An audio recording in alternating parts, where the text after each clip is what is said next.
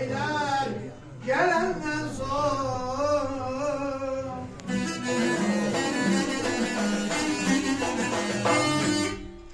güzel alanda aslını yoklar.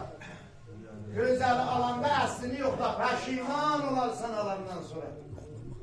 Ağıldan kem olar gelenden sonra. Dilden ziyade dili bir kırlar gelir. Ağıldan kem olar, dilden ziyade ömrü iharet olar gelenden sonra. Her ne mesela teybereksin kızı. Bəs, hamı enişəcək.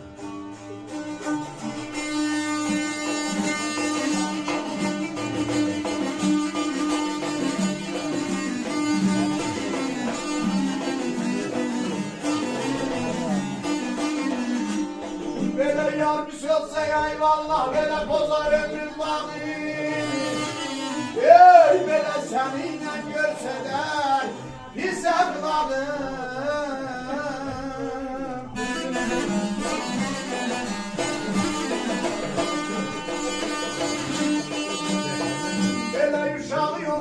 Hayvanla yer tabanını boşlayabilmek olandan zor.